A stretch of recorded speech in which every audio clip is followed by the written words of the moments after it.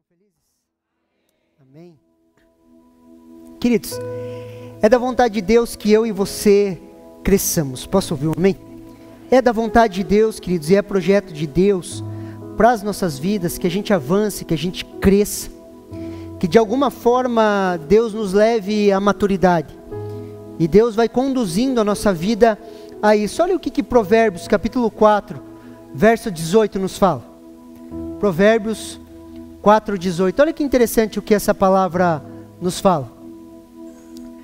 Mas a vereda do justo é como a luz da aurora, que vai brilhando mais e mais até ser dia perfeito.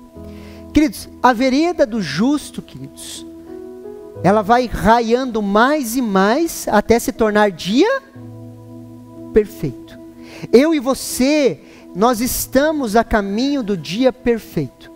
Nós vamos caminhando de fé em fé, de glória em glória, crescendo em Deus, a caminho do dia perfeito. Estamos cada dia mais próximos da maturidade. Se nós estamos caminhando com Deus, conectados com o projeto dele, nós estamos cada dia mais próximo do dia perfeito. Sim ou não? Sim ou não? Nós estamos cada vez mais próximos do dia perfeito. Olha o que Efésios capítulo 4, do verso 11 ao 15 nos fala.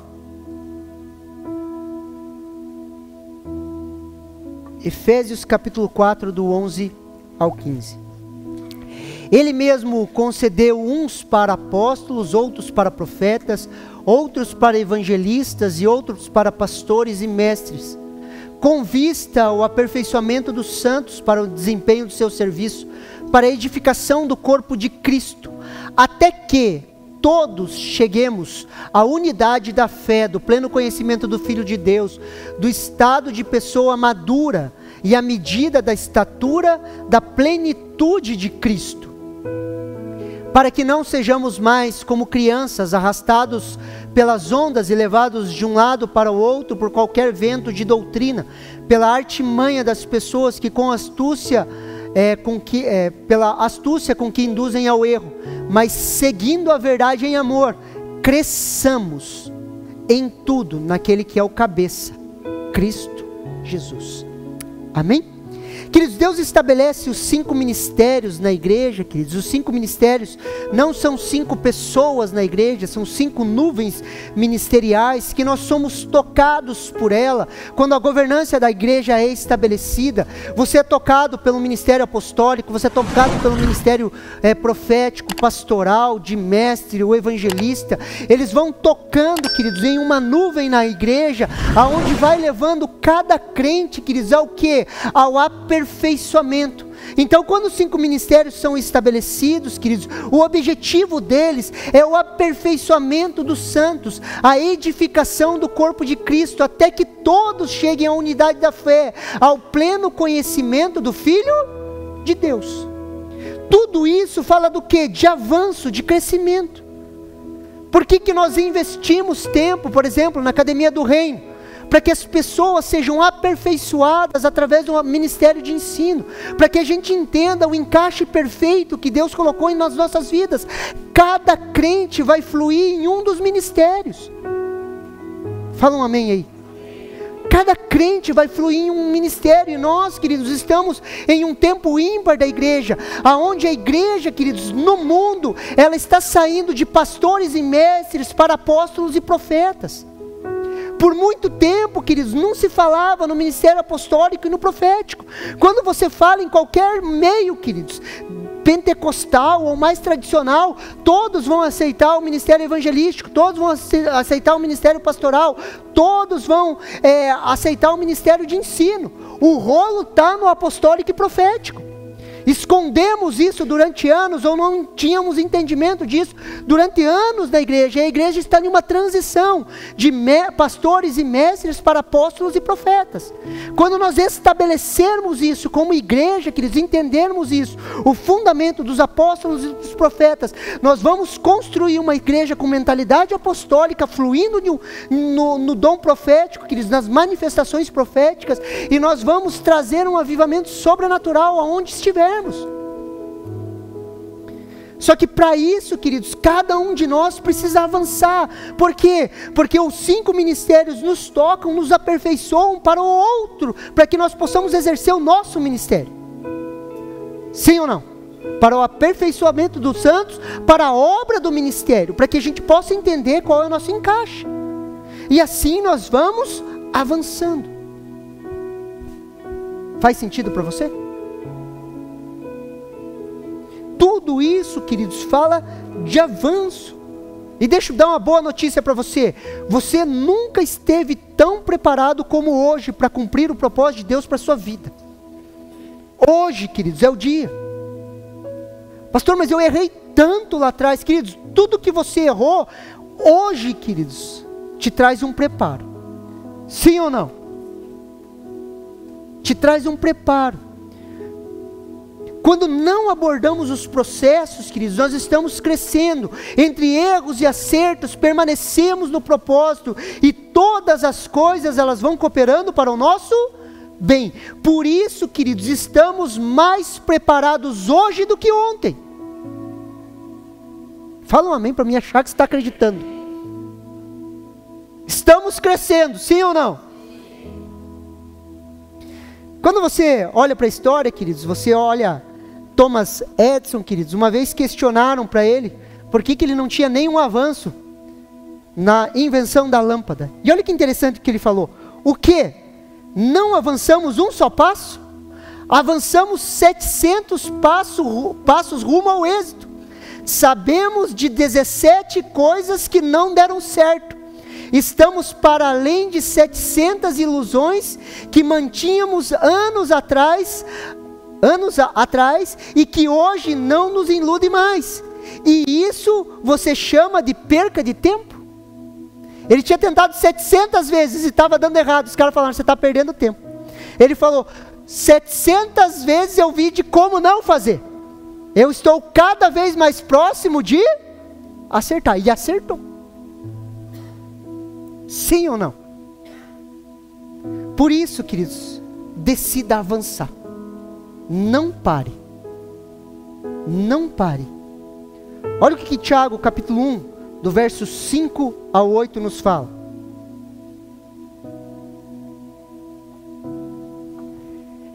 Se, porém, algum de vocês necessita de sabedoria, peça a Deus, que a todos dá com generosidade e sem reprovações, e ela lhe será concedida.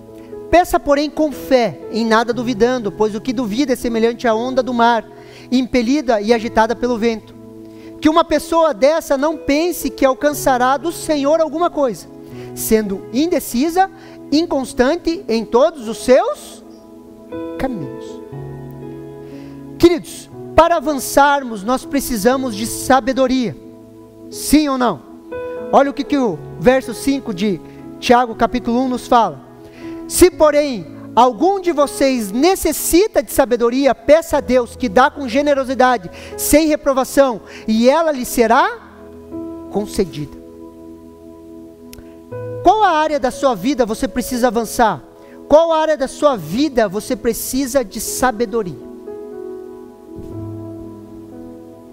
Financeira, emocional, relacionamentos, familiar, profissional, no seu relacionamento com Deus. Nós só pedimos, preste atenção aqui, nós só pedimos aquilo que nós necessitamos.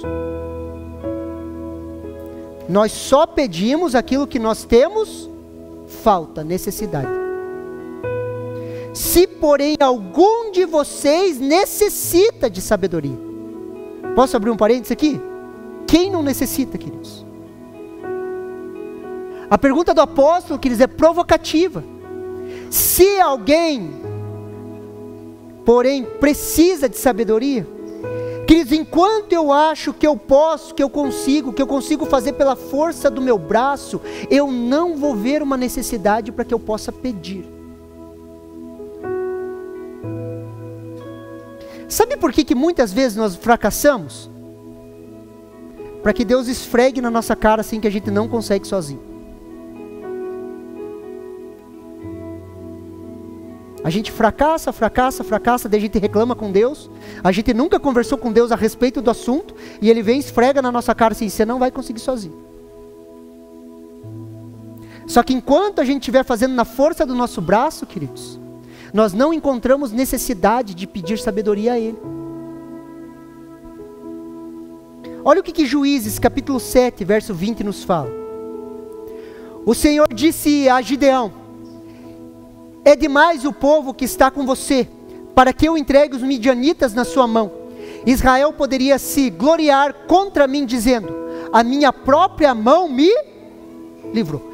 Queridos, o contexto é que Deus ia livrar Israel das mãos dos midianitas. Ele chama Gideão e começa a selecionar o povo. A primeira coisa que ele fala assim, ó, quem está com medo vaza, vai para casa.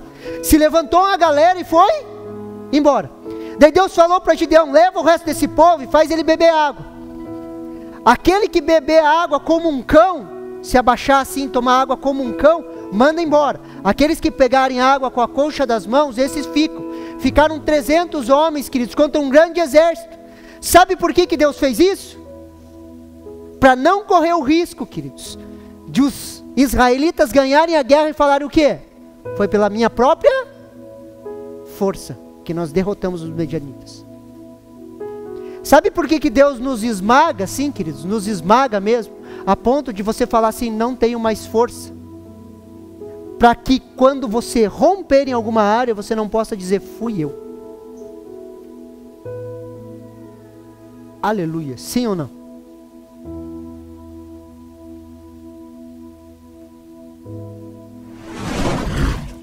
Olha o exemplo de Davi, queridos. Salmo 20, versículo 7. Uns confiam em carros, outros em cavalos, mas nós faremos menção do nome do Senhor, o nosso Deus. Queridos, Davi era um homem de guerra, queridos, e mesmo assim, ele não confiou em seus carros e seus cavalos. Quando eu reconheço que necessito de Deus, queridos, eu me rendo.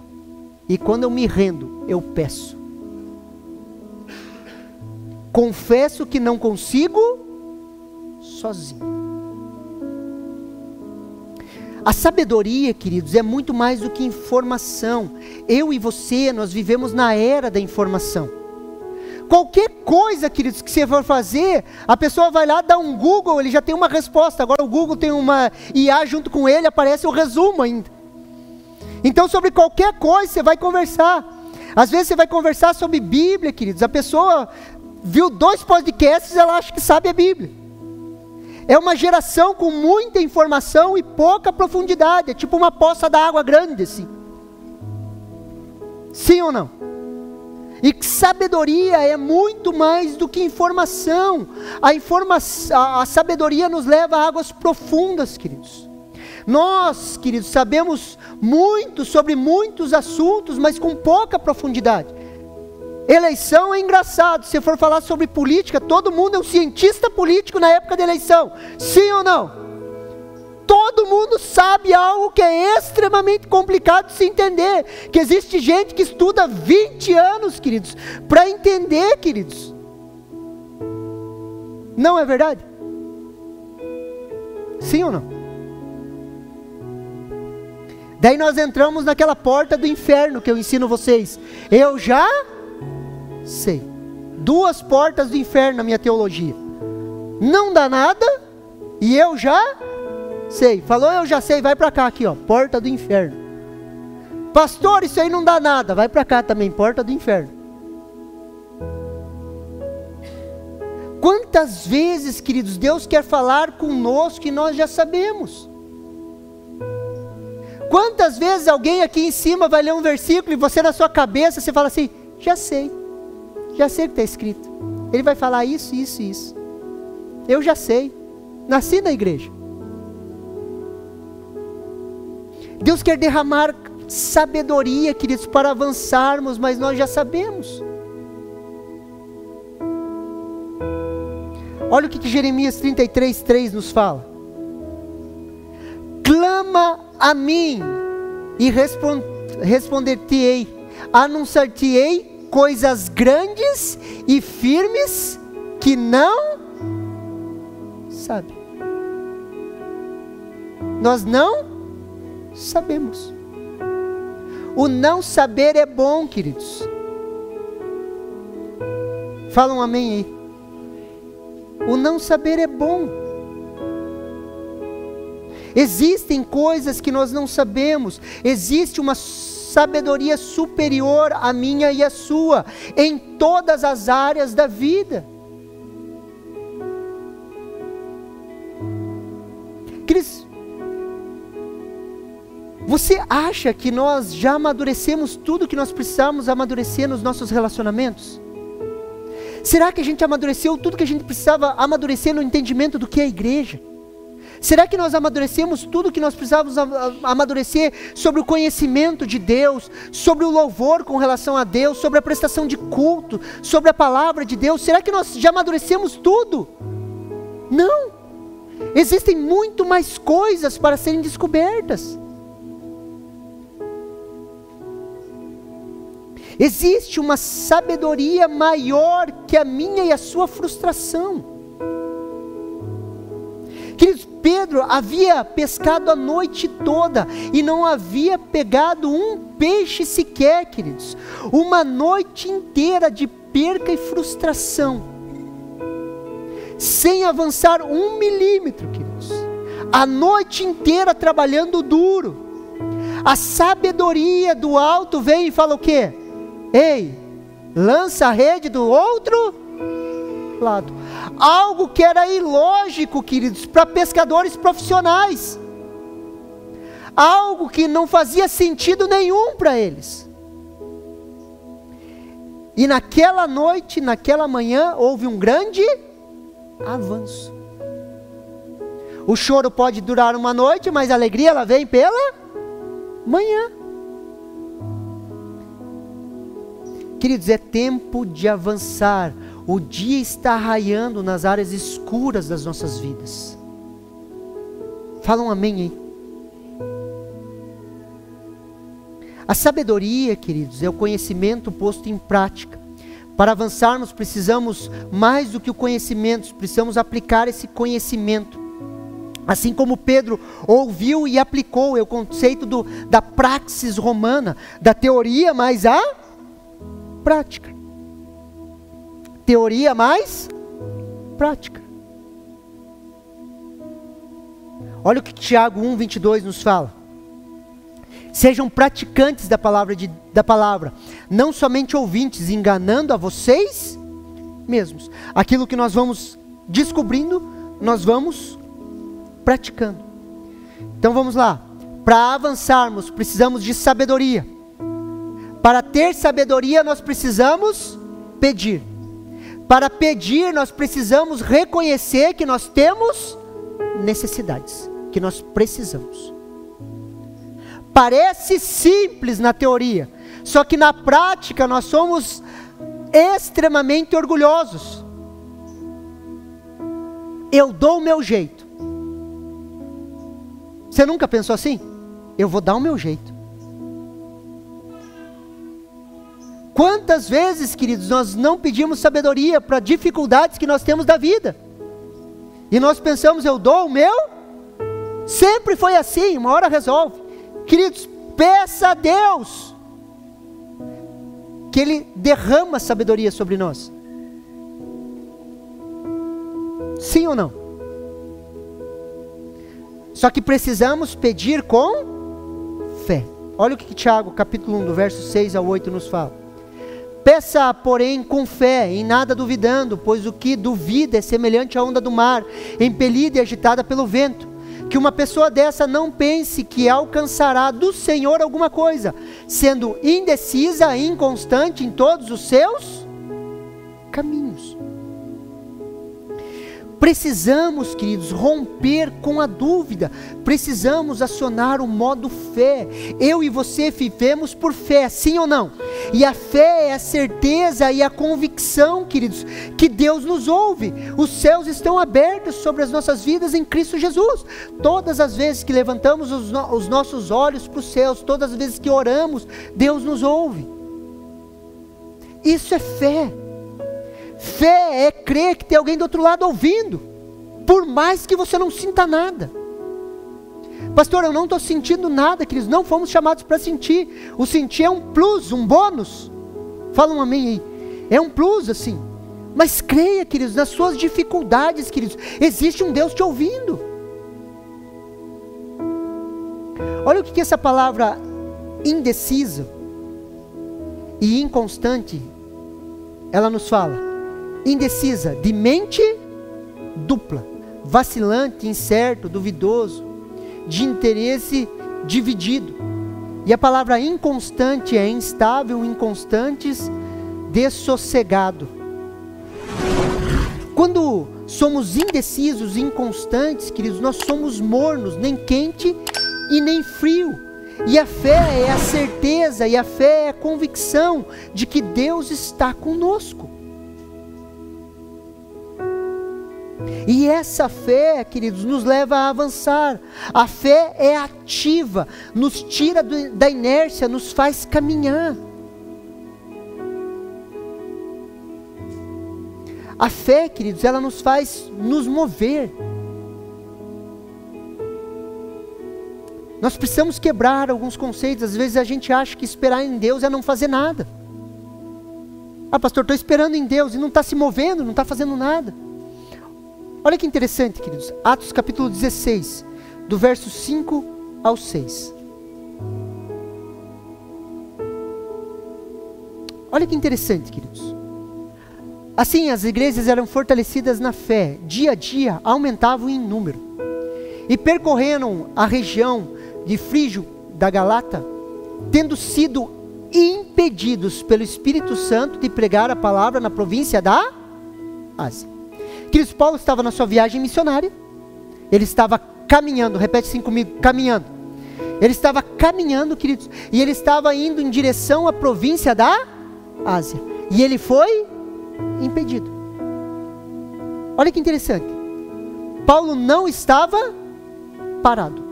Ele estava avançando. E o Espírito Santo estava guiando. Mas ser guiado sem avançar, queridos, permanecendo na inércia, não funciona. Paulo estava caminhando. Quando ele tenta entrar na Ásia, o Espírito para ele. Consegue me entender a ideia? Olha o que Isaías, queridos, capítulo 30, verso 21 nos fala. Quando você se desviar para a direita ou para a esquerda, ouvirão atrás de vocês uma palavra, dizendo, este é o caminho, andem nele. Queridos, se desviar da direita ou para a esquerda em um caminho, quer dizer que nós estamos caminhando, sim ou não? Se eu me desviar, haverá uma voz, isso é uma promessa, que nos levará ao caminho. Mas nós precisamos caminhar. Nós precisamos avançar. Queridos, esperar em Deus, queridos, não é ficar parado. Essa voz hoje, ela está dentro de nós. A ideia do texto é que estamos caminhando. Então caminhe, avance, não fique parado. Quer ver um exemplo? Pastor, eu quero ser empresário, mas não tenho como começar. Queridos, comece a pesquisar o ramo. Comece a trazer informações, comece a buscar fornecedor, sei lá, se movimente, pare de ver reels na internet, faça outra coisa da vida. Sim ou não? Comece a ver, pesquisar, se movimentar. Pastor, quero mudar de ramo no trabalho, se movimente, se movimente. Vença o medo. Será que é Deus falando comigo? Será que é para mim fazer isso? Porque uma vez eu tentei e deu errado. Olha o que 2 Timóteo capítulo 1, verso 7 nos fala. Porque Deus não nos deu espírito de covardia, mas de poder, de amor e de moderação. Queridos, para a gente avançar, nós precisamos de sabedoria. Se a gente precisa de sabedoria, nós precisamos pedir. E para pedir, nós precisamos entender que nós temos uma necessidade.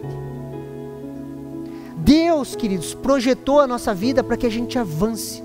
De fé em fé, de glória em glória, até eu e você sermos transformados à imagem de Cristo Jesus. Que é o ser como Ele, servir como Ele. Então nós precisamos caminhar e avançar. Não fique parado, não tenha medo. Pastor, mas não deu certo da última vez. Queridos, não deu certo naquele tempo. Você não é a mesma pessoa daquele tempo.